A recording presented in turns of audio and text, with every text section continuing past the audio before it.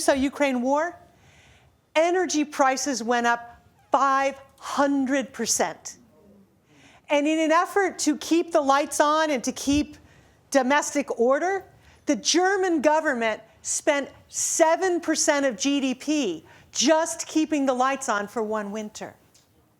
And that has really reshaped the way Europe thinks about energy security, because a crisis of that magnitude is something that a state can't, even a strong state like Germany, you can't take that repeat hit. You've got to think about what to do differently. Originally, and actually still at this moment, Europe was courting, before the war started, Europe was courting Ukraine, trying to get Ukraine to join the European grid because Ukraine had lots of surplus nuclear power. Ukraine completed all the requirements. They connected to the European grid the week the war started. And for a year, for the first 9 months of the war, surprisingly, Ukraine exported surplus electricity to Europe. So Ukraine was blunting the major electricity crisis in Europe. Then Russia forced the closure of the largest nuclear power plant in Europe. And ever since then, Europe has been keeping the lights on in Ukraine, at least partially. But also, what's ended up happening is industry in Europe was pounded by this massive increase in price. And what we saw is now, historically, we used to say that Europe was good at 2 out of 3 things you have to do in energy. They were very attentive to markets. They kept fixing the markets to make energy affordable to the people. They were very sensitive to environmental issues. They kept trying to make energy greener. And they didn't do a great job on energy security, because the Europeans really believed that, based on their own experience, remember the coal and steel union at the end of World War II, the idea that economic interaction changes the behavior of your neighbors is the origins of the European Union. So buying lots of energy from Russia didn't seem like a threat until suddenly it was. And now Europe is really struggling. They have built so much LNG that now a lot of those terminals are going to stay empty, and they're going to use them for emergency reserves. They've changed the rules on how much energy nations that belong to the EU have to store for an emergency. They've expanded huge amounts of investment in renewable energy. They're moving forward with lots of nuclear power. But in other words, we didn't notice because it didn't affect us. But the energy crisis that Europe lived through in the winter of 22-23 was more severe than the energy crises of 1973 and 1979. And when you think about those completely changed how America thought about energy. Those crises are why the United States built CENTCOM. Those crises were why the United States first got interested in renewable energy. Those crises were why the United States fundamentally shifted policies on energy. So Europe had this massive crisis, and we didn't. Europe is thinking about the energy lessons of the war very differently. But Europe's not the only place in the world that had the way they think about energy really changed by the past 5 years. Because mankind fears the cold and the dark, governments all over the world really worry about making it warm and light. When the World Bank is sorting countries into who's developed and who's not, the ability to provide reliable electricity to all your people is one of the requirements to be defined as a developed country. So nations think about this, because even if energy is in private hands, if the lights go out, people are going to blame the government. And if the lights go out in major cities, they become ungovernable very quickly. So all over the world, nations think about keeping the lights on. And the fact that Europe had a lot of trouble keeping the lights on for a whole winter makes everybody a little more nervous than they were before. China was nervous before the war. China was nervous because energy demand in China has gone up so dramatically in the past 20 years. Imagine, China went from being self-sufficient in oil to being the largest importer in the world in 15 years. China went from being self-sufficient in natural gas to being the largest importer in the world in 15 years. China finished building their grid, and now they have to keep it operating. So China has the same problem that Europe does in one sense. There is no way that conventional energy in China is enough to supply Chinese demand. That, by the way, is Europe's problem as well. Europe can find a new supplier, but Europe cannot be self-sufficient in energy supply. So China actually chose to go into renewables and hydro and nuclear because those are things China can do in China. And China started this movement in 2012, and they now lead the world. Look at how much more than 40% of all the solar in the world is in China, and more than 43% of all the wind in the world is in China. China's doing this because they have coal, but not enough for all their need. They have oil, not enough for their need. They have gas, not enough for their need. And so they're trying to find what they can get in China. Thing is, China, every 5 years, demand is still going up. Because even though it seems to us that China's growing like crazy, a Chinese household uses substantially less energy than you do living in this apartment complex in your apartment. And so as Chinese are getting adapted to a better style of living, their demand keeps going up. And so China is working to be the world lead power in nuclear. They are the world lead power in hydro. They are the world lead power in solar. They are the world lead power in wind. They're trying to meet the needs of the nation, and they know they can't do it with fossil fuels. You've all heard of the 5-year plan. And every time China issues a 5-year plan, then major sectors of the economy have to say, what does this plan mean for our sector? And they were in the middle of writing the 5-year energy plan when the war in Ukraine started. So China took a big shift. The previous 5-year plan had been talking about how we're going to provide more and more energy, and we're going to do it greener, and we're going to clean up our air. Then the war started, and China watched the impact on Europe. And remember, China imports lots of oil, lots of gas, and China said, our number one priority is now energy security. We are going to be self-sufficient to the extent possible. We're going to have lots of diversity. We don't like pollution, but right now, keeping the lights on is job number one. And so we're not going to phase it out. And not only did China take those decisions, China also put in its policies, gosh, we didn't have massive oil reserves. We got to build them, and they're building them. China was buying all of its oil from Russia, but now they're buying them from as many different players as possible to make sure that no one supplier can cut them off. China imports from pipelines, but they're also bringing it in the sea lanes from as many different places as they can. And China is saying we're going to lead the world in green energy because we need more energy. And so understand, in America, we think about green energy as being an environmental agenda. In China, they're understanding this as a security agenda. How do we keep the lights on and make it hard for other countries to cut off our energy supply? All right, now let's turn to our own country and let's think about, did the Russo-Ukraine war have an impact in America? And what's going on here? And the truth is, the big change in America happened before the war.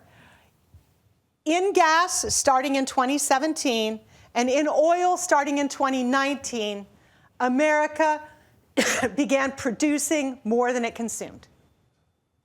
And that had not been true since before the Nixon administration.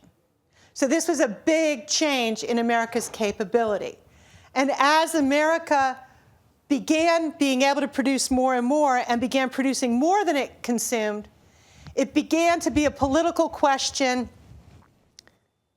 Do we want to export? How do we want to think about exporting? And remember, all of American law and all of our tradition is we don't think of ourselves, as a producer. We think of ourselves as a consumer, because America is really thirsty. We always want more energy. And so all of our policies have been, how do we get enough for America? Okay, we leveraged lots of technology, and now suddenly we've got more than we need. How do we think about that? And the truth is we didn't have that worked out very well.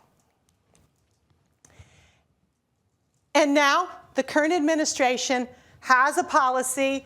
I think it is a problematic one, but I think that we need to understand it very well. So I'm going to try to explain the idea of energy dominance. The current administration, thank you, Don, looked at the war, looked at how Europe was suffering, and said, wow, we can sanction Iran, we can sanction Russia, we can sanction Venezuela, and it doesn't hurt us because we're self-sufficient. And we can be the supplier to some of these other countries so that our friends can move away from Russian oil, Iranian oil, Venezuelan oil. We can run this market. That was the thinking. And the idea was that this could be really cool. Of course, the downside here is that America always was the champion of free markets.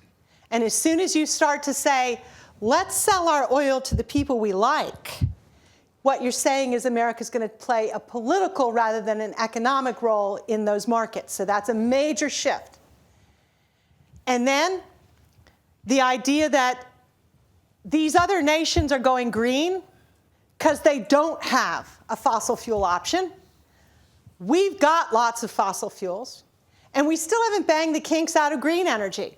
So rather than trying to make this transition, let's ride the fact that we're the #1 producer in the world right now. That's the thinking. And then the third thing is, China's already got the lead on us in green energy. They're doing better than we are. We don't want to buy this stuff from them. If windmills and solar means we got to buy it from China, we're just not going to do that.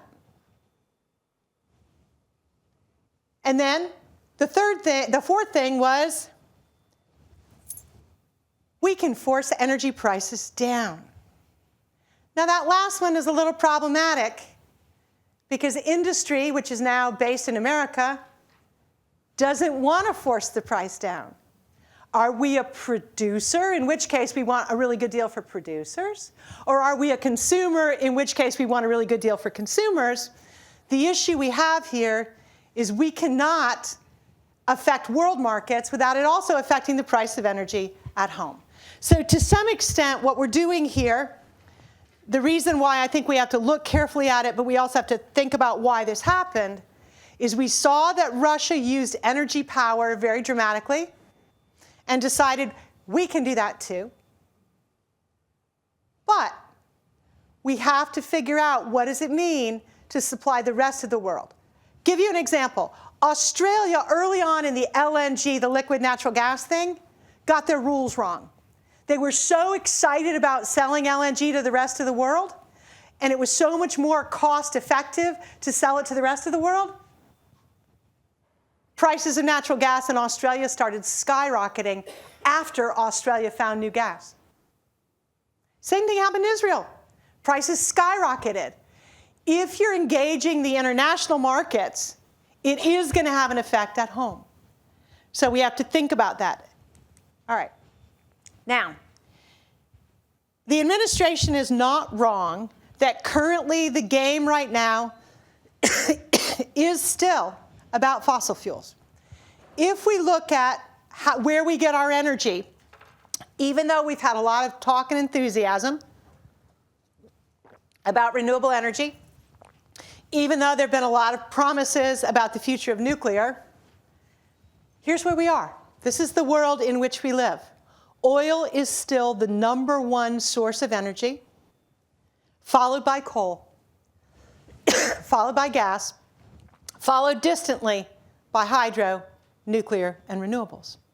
And we have great hopes for renewables, but as you can see, we're not in a world yet where the renewables are in a position to replace fossil fuels.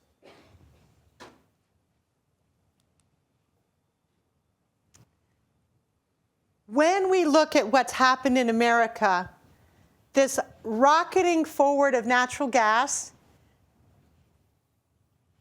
did two things. First of all, it was a new technology, horizontal drilling and fracking, that America used more effectively than any other country in the world and created a big burst of natural gas. Why are we using less coal? Because we've got so much gas, because so many states shifted to natural gas. So to a certain extent, when we look at what's been happening in coal in America, natural gas ate coal's lunch. And the reason it did is because a lot of the cost of natural gas comes from when you move it around in pipelines or even more in sea lanes. But if you're near natural gas, it's very cheap. The lower atmosphere pollution, the particulates, are much lower, and every city over 1 million people is worried about keeping air quality good. Well, if you can swap out coal and swap in natural gas, you've made the air around your major cities much cleaner. And coal in America, we don't have any major technological breakthroughs. We've found all the coal that's easy to get to. We don't believe there's any coal left that we haven't found. The coal that we're getting that we didn't use before, we're mostly doing mountaintop removal. So we're having to move much more earth to get to the coal that's left than we used to. And so economically, even if we take out the philosophy, even if we don't care about environment, natural gas became more attractive than coal. And that began in 2012 and continued in America. Now,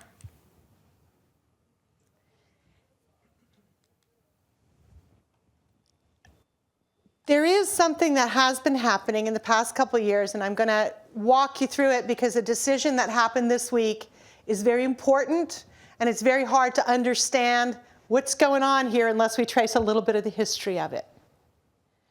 Since 2009, the United States official position has been that greenhouse gases are pollutants. Think about the difference here. Lower atmosphere pollution are the things that make smog, are the things that make the air hard to see through. Upper atmosphere pollution affects the whole planet, but not necessarily a single city, okay?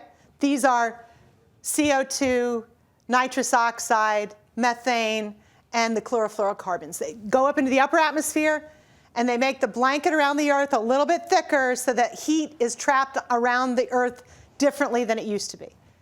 The United States ruled in 2009 that greenhouse gases are upper atmosphere pollutants, okay? Since that time, 86 major lawsuits have been filed, most of them by states, against the oil and gas companies. And those lawsuits have said, you guys are producing, promoting, and marketing fossil fuel products and concealing the known climate risks. You've been misrepresenting climate risks. You've been doing fraud about climate change. You've been misleading customers about the long-term harm. You've been misrepresenting all kinds of risks. And it's not clear that these court cases would win, but there are 86 of them that were pending in the courts. All right? Now, what were the likely arguments for the defense? Well, the oil industry was going down an interesting path.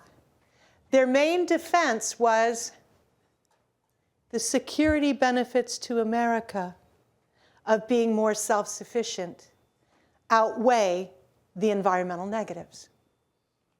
Now, that's a tough analysis to do, because how do you compare very different risk? How do you compare national security risk and climate risk? How do you even think about that? But that was the lead defense that the companies were pursuing. And of course,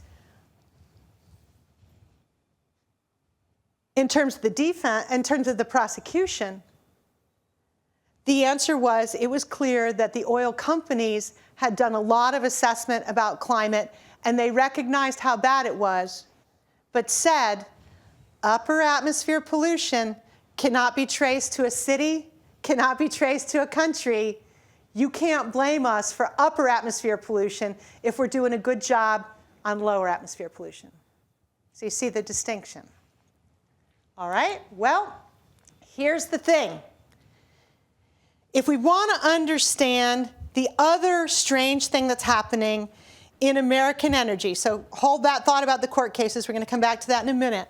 But if we think about what's going on in America right now, we're doing something that the industry itself thinks is weird.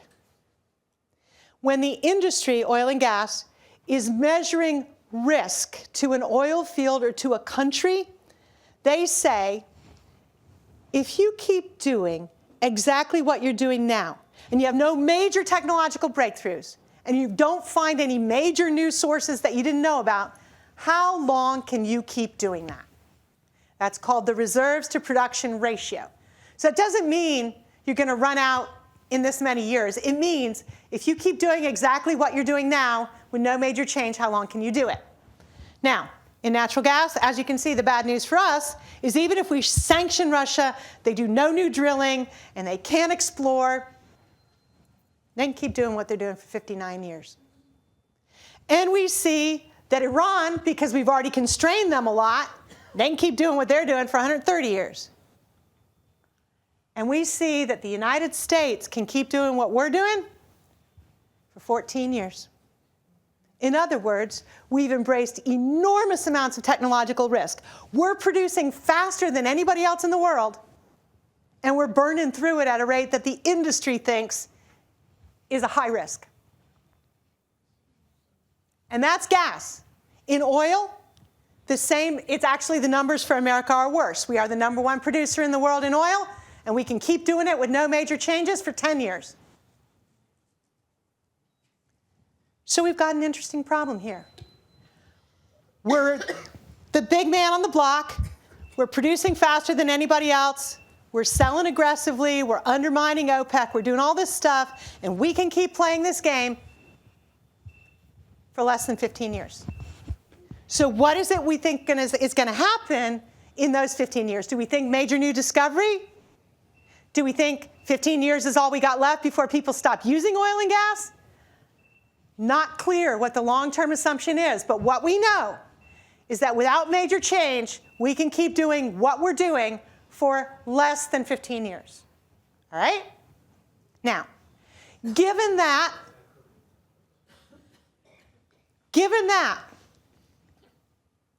why are we doing it? Well, one reason, of course, is America is the only major exporter of oil and gas that has no state oil company. So the government is not doing this. Private companies are doing this, and the government's just staying out of their way. But the second reason we're doing this is because, as I mentioned before, historically, if you're near where the gas comes out of the ground, you win. You win economically, and you win geostrategically. If you look at this chart, if you look at 2012, this is right after Japan shut down all the nuclear power plants in the wake of Fukushima.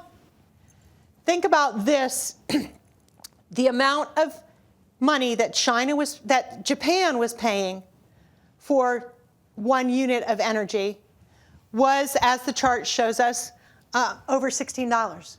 For that same unit of energy, the US was paying less than $3. So if you're using a lot of gas in your industry, or even if you're using a lot of gas in your electricity, that's a huge win. If your competitor is paying $16 and you're paying $3, that's an industrial boon. That's a quality of living boon. So you see that in that period, America was doing great. But you also see that as time goes forward, something changes. What changes is, in 2012, more than half of all the gas in the world, natural gas, not gasoline, natural gas, was moving around in pipelines. If the person producing your gas pisses you off and it's in pipelines, you're going to have to swallow your anger and take their gas, right? But over the years of Russia behaving badly, everybody moved more and more into the sea lanes, so that we're moving LNG around, natural gas in tankers, around the world. Good thing, you can change your supplier. Bad thing, world price gets closer and closer together. Because if I can only sell to you, then I don't care what the price is in Japan. But if I can sell to either you or Japan, I might prefer to sell to Japan. So your price is going to go up. So what happened is by lowering the political risk, by saying you don't have to keep buying from the same people, you can switch supplier. What we did was we changed natural gas so that instead of being politically risky but economically predictable, we made natural gas economically unpredictable, just like oil. All right. Oops, I'm going the wrong way, sorry. And because of Russia behaving badly, we've moved more and more and more into the sea lanes, and we are now in a world where well over half, over 60% of all the gas in the world is now in the sea lanes. So what we're doing is gas is becoming a global commodity instead of a regional commodity. All right, now, in the midst of all of this, remember, 2012 is when America has a major technological breakthrough, horizontal drilling and fracking. We suddenly got way more oil and gas that we know how to get out of the ground than we had before 2012. And people are starting to get worried. So let's go back and look, because you all know that a major law was changed yesterday, but it might be hard to figure out what that law was, so I'm going to walk us back in time. In 1970, Richard Nixon founded the Environmental Protection Agency. That might seem counterintuitive to some of you, but in fact he did. And when he founded the EPA, he had to give it some legal standing. And there had been a law in America about clean air, but it wasn't clear who was supposed to enforce it. So in 1970, we adopted the Clean Air Act that said, specifically, the EPA administrator is in charge of pollution from vehicles.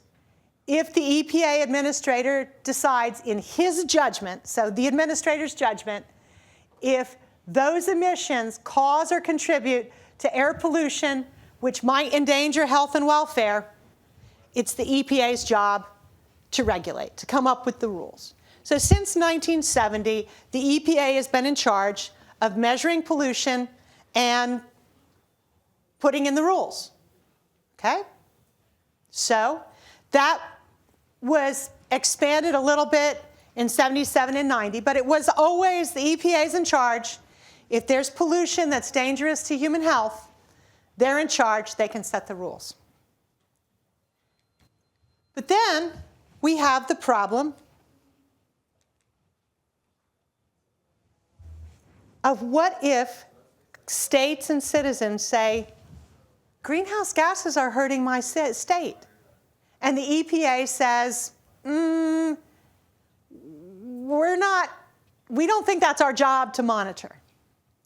It actually went all the way to the Supreme Court in 2007, and the Supreme Court made a decision, it was a close decision, it was a 5-4, that said, if the science leads the EPA to believe that greenhouse gases hurt the health of Americans, then the EPA does have the right and the responsibility to start measuring those and putting rules in place, right? At the time, this is an administration that didn't want the EPA to get into the business, but the Supreme Court said, you got to look at this, and if the EPA says upper atmosphere pollution is bad, then the EPA has to regulate it. In 2009, now under a Democratic administration, the EPA turned in a giant document all about the impacts of climate change on America and said, greenhouse gases are endangering America. We find that they are endangering the health of Americans. And this is known as the endangerment finding. Here's the science. We think greenhouse gases are bad. Therefore, we think America needs less of them. So in addition to monitoring particulates and lead and the other things we monitor, we are going to monitor greenhouse gases. Now, this was very controversial. Even if it seems logical to you, it wasn't logical to everybody. In fact, Justice Robert and Justice Scalia had very strong arguments about why this was a bad decision. And Roberts basically said, if this is an important thing, you need laws about it. Do not use the court as a convenient forum to set policy. If this is bad, don't do this by administrative decision. Put a law in place. And Scalia said, not persuaded that the evidence proves that carbon dioxide is bad for Americans. Might be bad for the planet, but given that China and India are emitting more greenhouse gases than we are, how does changing the law in America protect Americans? So we don't know for sure that greenhouse gases are causing climate change. And even if America regulates, if not everybody regulates, that doesn't save Americans. Those were the minority arguments. But it was a strong minority. It was 4 to 5. All right? So from 2009 forward, the EPA started saying, okay, power plants, vehicles, everybody's got to be sensitive to this greenhouse gas thing, and those emissions have to come down. We know you can do it, but you got to. What happened yesterday is the EPA did not turn in a big old sciencey document saying, here's our evidence.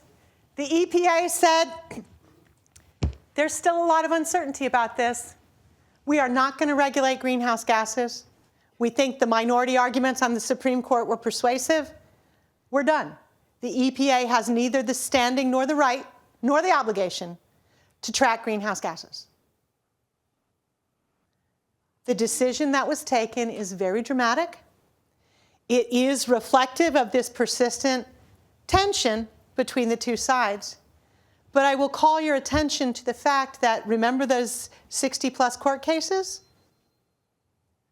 They're all going to be thrown out because the government has not found that greenhouse gases are dangerous. Therefore, you cannot sue the oil companies because the government no longer has a position that greenhouse gases endanger Americans.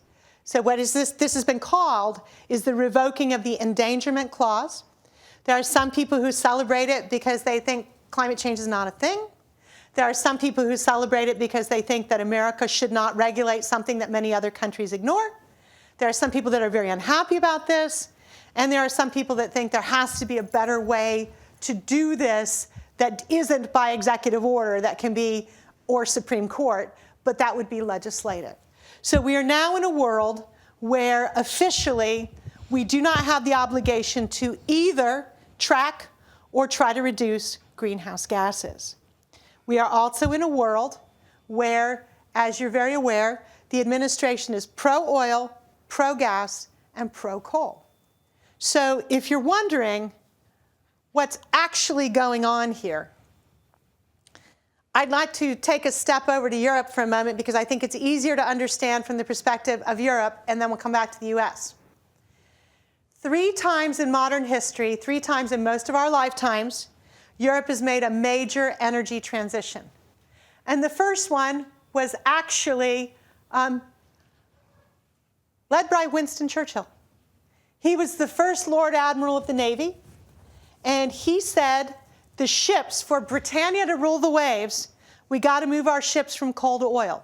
They'll be much more maneuverable. We can go all over the world. The sun can never set on the British Empire, but we need our ships to be able to get there. And he led the shift, first of the Navy, and then of vehicles and all of Europe, away from coal toward oil.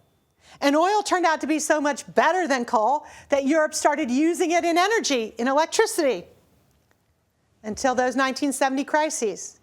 And then after suffering the blows of 73 and 79, Europe said, we can't go back to coal because we like air you can breathe. Oil's proving to be a big old problem. What's the future? Must be gas. And Europe did connect to the Soviet Union, did start buying gas from the Soviet Union. They also developed the North Sea. They also developed the gas in Algeria. Europe moved from an age of oil into an age of gas. America did not follow them until the 2010s, but Europe has been in an age of gas for a long time. And now Europe says we're moving out of an age of gas into We're trying to move away from fossil fuels, and they are. But here's what's happening. Europe is moving into the age of electricity. And whether we want to or not, we are too. In your life today, only about 20% of the energy you use today will be in the form of electricity. Your heat's probably gas, your car's probably gasoline, the industrial products you use were probably not produced by electricity. So, 20%. It is expected, even by the oil industry, that by 2050, it's going to be more like half of all the energy you use. Think about that. If half of all the energy the world uses is going to be electricity, there's a whole bunch of power lines, there's a whole bunch of power stations, there's a whole bunch of distribution networks that don't exist yet, that have to exist. Europe has recognized this for 10 years.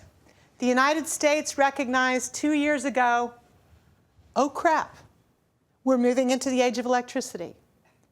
And the reason the United States recognized it is 2 years ago, for the first time in 30 years, electricity demand in America didn't go up by less than 1%.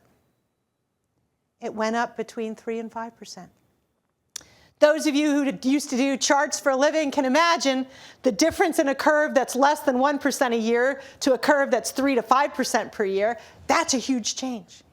We used to think that developing countries needed more and more, just like China, until they arrived at this sort of golden flat space, and then they wouldn't need constantly more.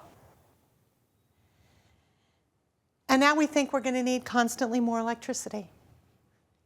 And we haven't figured out where it's coming from, but we know where it's going. Where it's going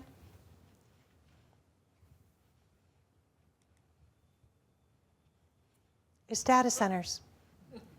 Data centers and cryptocurrency.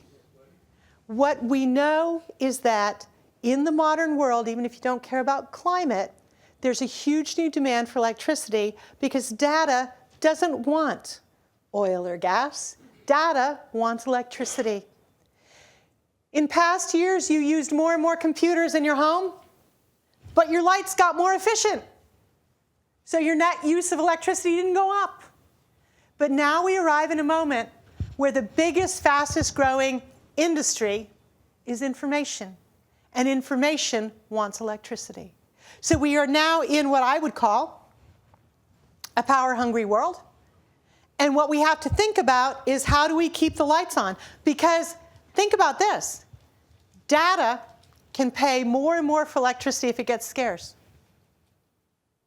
But in a democracy, even in an authoritarian state, people fear the dark and the cold. We hold the government responsible if we can't stay warm and keep the lights on.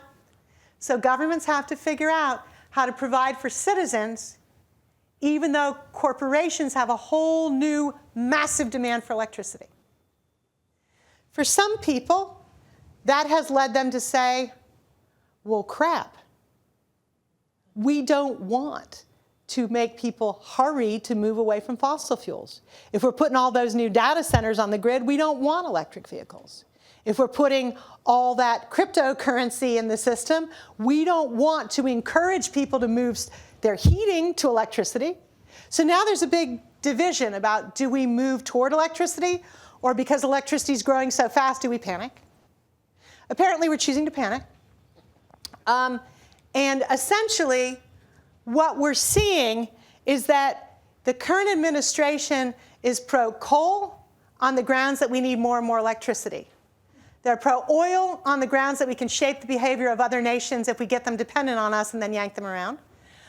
They're arguing that we can export more natural gas to take away the power of Russia and potentially Iran.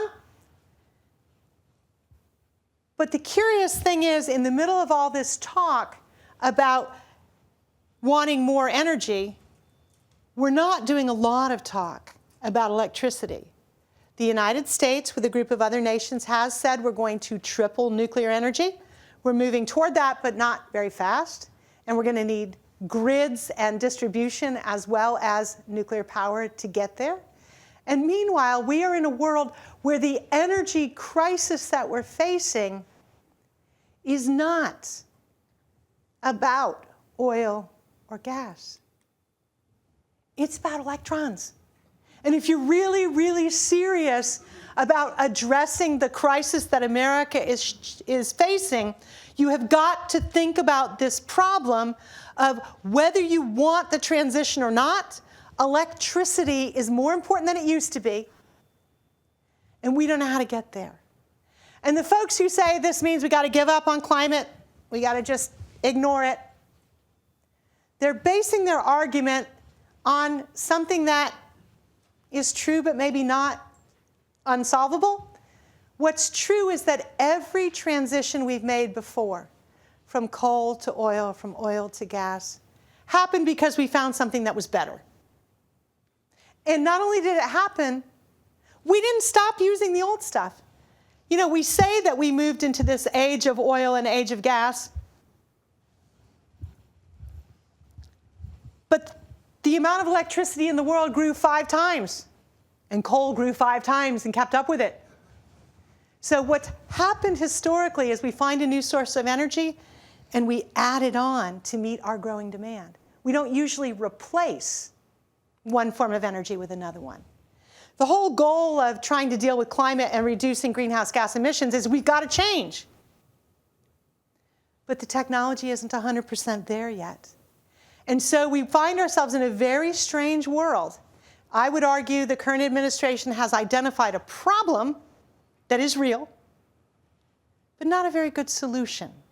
Because if you're really serious about this future where we need more electricity, the question is, how do we get better at electricity? Not do we drill, baby, drill and sell it to the whole world. We don't know a way to export electricity internationally. The issue we're facing now is America is right on the edge of an electricity crisis. And supposedly the way we're going to fix that is with more oil. We don't use oil in electricity. We do use gas. But the point is, if you're really concerned about the future of energy in America, it is very foolish to walk away from the emerging technologies, solar, wind, and nuclear, just because China's further ahead than we are. Because if the evidence is we're going to need more energy, and remember, even if we don't care about the climate and we're just going to use our own fossil fuels, what did we have? 10 years plus 14 years to do that? So we're really not engaging in the long-term energy thinking that is going to be necessary to meet this crisis. It is a real crisis. It is a crisis that is going to require more energy rather than less. But it is not at all clear that the way we're approaching this is going to get us closer to a solution. If you're excited about this stuff, I have some sources that I make my students read. The first one is a great book that looks at how is it that everybody hated nuclear and now everybody's talking like we love nuclear? And the answer is, we recognize that all the forms of energy carry risk, climate risk. And if oil is riskier than we thought and coal is riskier than we thought, nuclear is risky, but maybe we should focus on making it safer rather than walking away from it. That's the debate that takes place in Atomic Dreams. In Energy Switch, that's a very optimistic piece about how much room there is in the US grid for renewable energy. Dan Yergin's book is about how energy is going to get more and more political and more at the center of conflict and crisis. Megan O'Sullivan's book, which happened before the war, is all about the fact that America now has this new source of power that we didn't used to have, and boy, I bet we're going to start slinging it around. She was right about that, but I'm not sure I'm glad she was right about that. The Quest is still the best book, and it's about all forms of energy, how we think about them and how the way we think about them have changed. And these other ones are just fun books, one about climate and one about the politics, about the economics of oil. But with that, I want to switch to your questions, and I want to try to answer them. And I'm happy to either look at at any of these things or any of the sources of energy that you feel like I didn't cover as much as you wanted me to. Don's got the microphone, so he's going to bring it on over.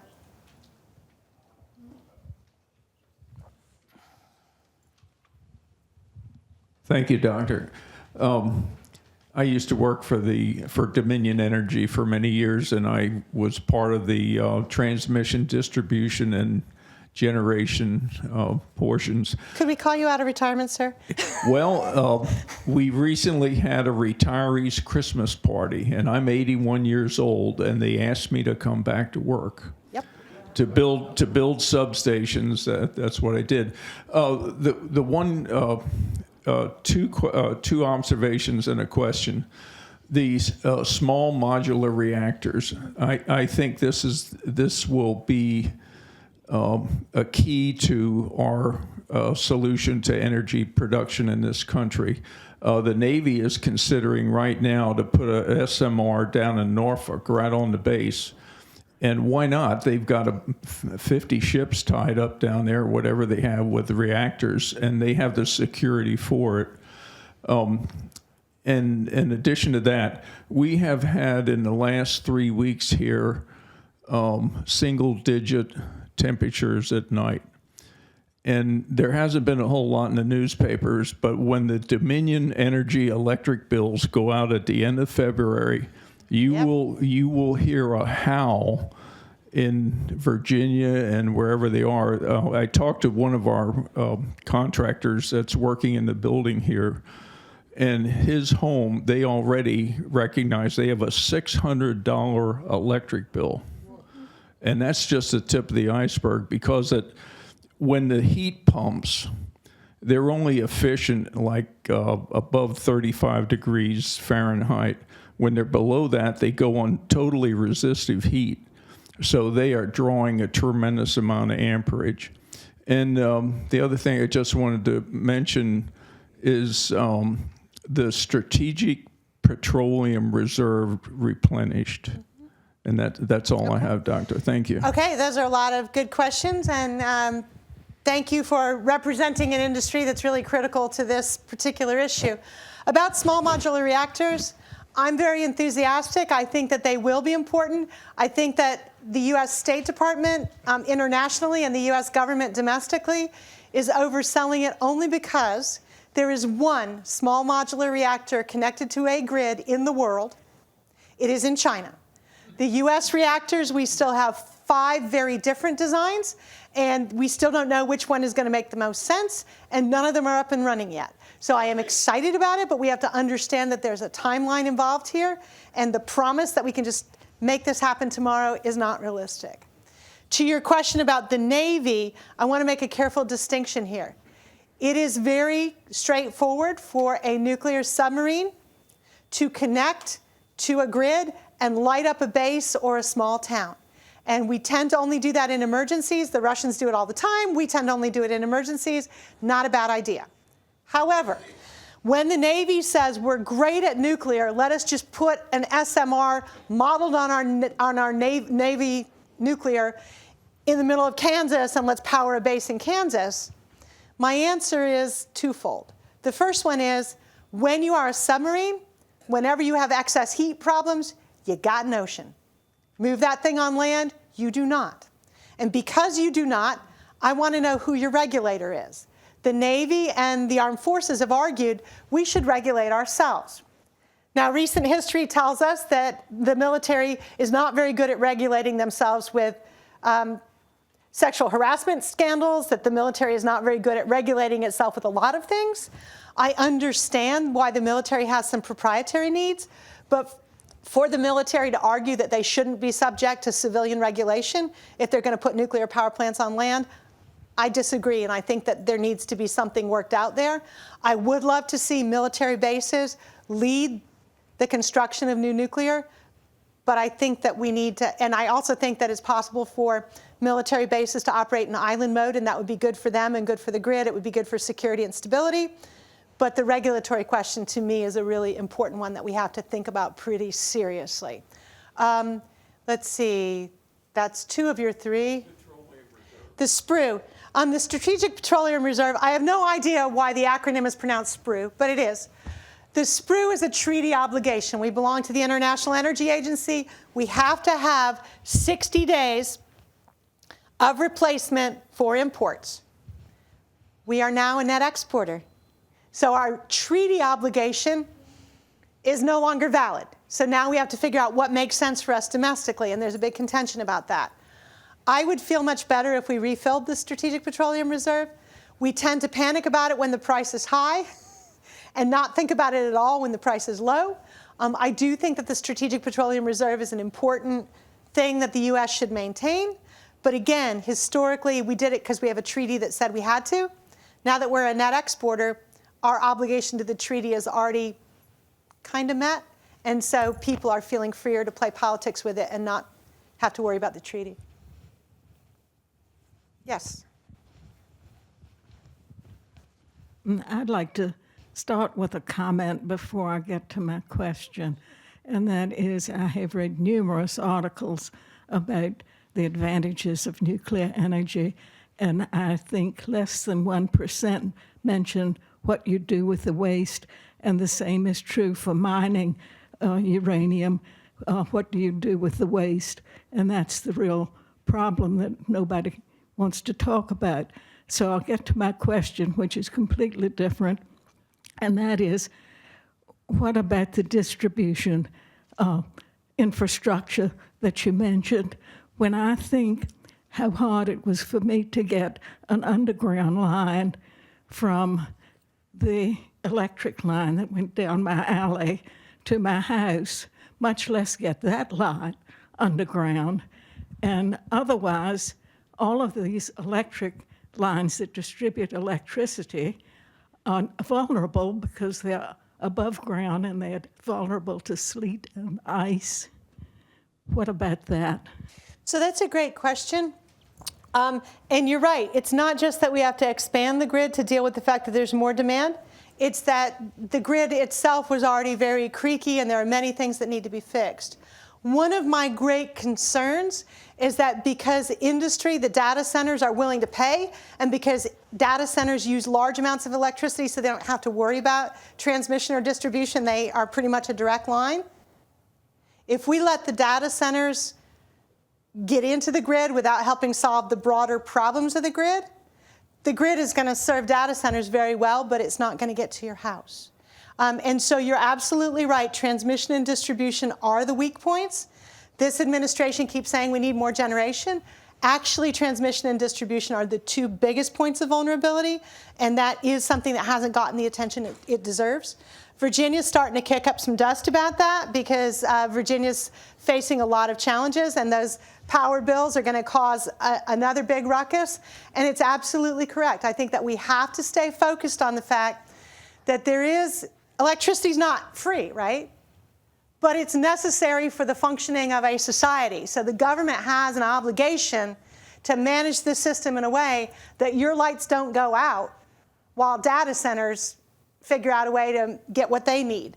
And this is, the distribution and transmission are where the fight should be. So I agree with you. And with nuclear energy, you are correct. One of the supposed advantages of small modular reactors, and it is an advantage, is that you only have to swap out the fuel every 8 to 10 years rather than every 3 years. So it generates, so you don't have to worry about the waste as frequently, but there will be waste. And we still don't have a good answer. We did for a while think we were going to move all the nuclear fuel to Yucca Mountain. Y'all remember that? Everybody remembers that Nevada fought very hard against it, but what most people forget is that right about the time we were supposed to start moving all that spent nuclear fuel out to Nevada was 9/11. And the prospect of the American highways being full of spent nuclear fuel on its way to a final storage facility was deeply unattractive. We're going to have to revisit this issue, and I think before we move forward on next-gen nuclear on any significant scale, we have got to figure out where the storage is. The way we store spent nuclear fuel now is we leave it in swimming pools. Cooling, every nuclear power plant in America, I think there's 95 right now on the grid, has a cooling pool. You pull the fuel rods out when they're spent and you stick them in the water. And as long as the water keeps moving, they just leak heat for 25 years, and then you put them in a cask, a cement cask, and then you try to figure out where to move them. So everyone's been perfectly happy to just leave them there. But the problem is, and the problem we're seeing this problem in the war in Ukraine, is that the minute the water stops moving in that cooling pool, the heat from the rods causes the water to start evaporating, and as soon as the water starts evaporating, the rods emit more and more heat. This is what happened at Fukushima. Much of the damage was because of the spent fuel rods, not the nuclear power plant. So just leaving rods in the cooling pools indefinitely is not the right answer. It is the thing for which the Nuclear Regulatory Council gives the most citations to nuclear power plants in America, and we do have to solve this. I believe it is solvable, and dry cask storage has done pretty well, but we don't think about the whole life cycle, and I don't think we can say anything about the cost effectiveness about SMRs unless we include the fuel storage portion of it. We've done a worse job of fuel storage than almost any other nation, with the possible exception of Russia. And doing worse than everyone but Russia is not really, not really a remarkable recommendation. Yes? You gave a list of books to read. Yeah. Is it possible to get that? I can't remember Sure. what was up there. The list, actually all these slides you can get. Don, how can they get them? Yeah, it's great that you're interested to read them. Every time I recommend additional reading to my students, they go, not more reading. But these are great books. There's also another aspect to energy security, especially for electricity, that seems to be discussed as if it's a completely separate matter, not an entwined matter, which is security of our infrastructure.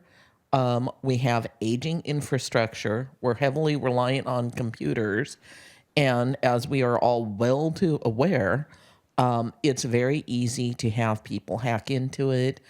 There are no general requirements for security other than we made our subcontractor promise to be good, and they promised their subcontractor to be good, and nobody was actually good. So we can invest in any amount of electricity, oil, gas, etc., but if we don't improve our security infrastructure as well as our physical infrastructure, we're in a worse position. Is there any plans to make a more comprehensive, integrated discussion? So there have been a lot of good analytical recommendations, but two things to your point. One, back in the 80s, when I first started working in energy, the think tank I worked for had just done a study, most of which was classified, but a small portion of which was published, called Brittle Power. And it was about the vulnerabilities in the US electricity grid. They published this, mind you, in 1983.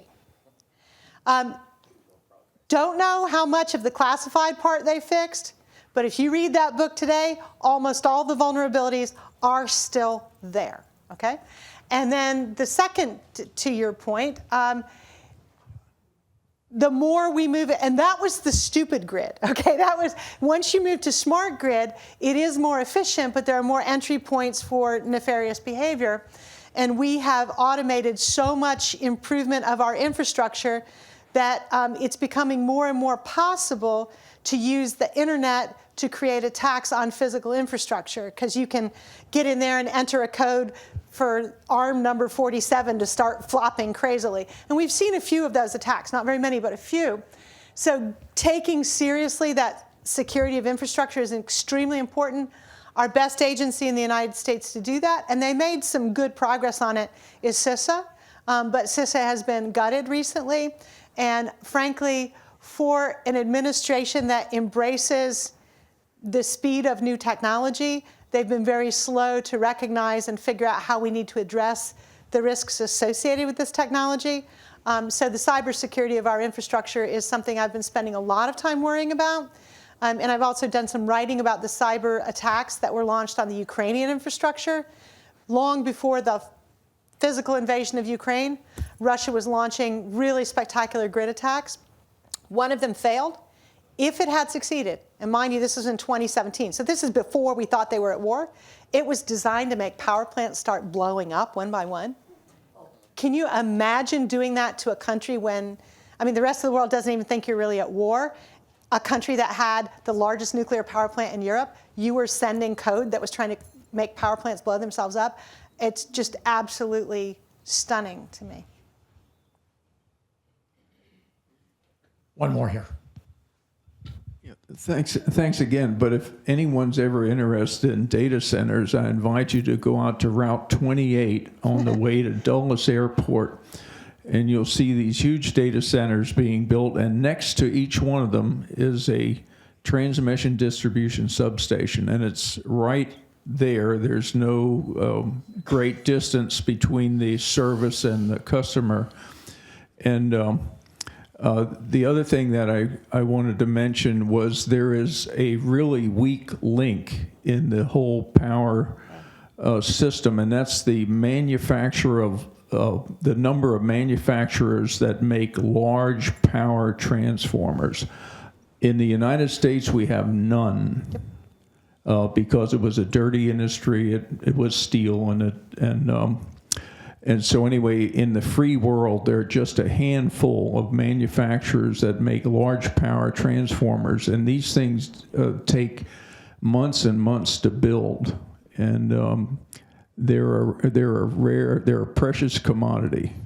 They are So, indeed, thank and you. when we finally get to the other side of this war, I think the lead exporter of transformers is going to be Ukraine, because Ukraine has built the wartime capability to replace them in shorter time frame than any other country in the world, and that expertise is going to presumably survive the war. But you're absolutely right. The other thing I would add about the data centers is that you're going to hear a lot in the political space of data centers saying, just let us build our own power plants and we'll get off your grid. And the reason why that is dangerous is because if we take our most high-tech sector and let them create power for themselves and not engage the rest of the grid, they're privatizing the largest piece of innovation in our grid at a time when we need a better grid. So I'm a proponent of keeping them in the grid, because if the grid is not good, we'd like our tech sector to help us fix it, not give them permission to opt out of it. So I've got I understand why it sounds like it solves a problem, but I think it should raise real concern for those of us who feel like there is a public good component of electricity, because this would take that away. Okay, I think I would want to thank you, Terry, for Sure. coming. I finally know what some of this means. Oh, thank you. Wow. I'm very excited. this- I have chocolate-covered strawberries, so thank you very much. This is the third time she's come, and I think we ought to have a fourth time.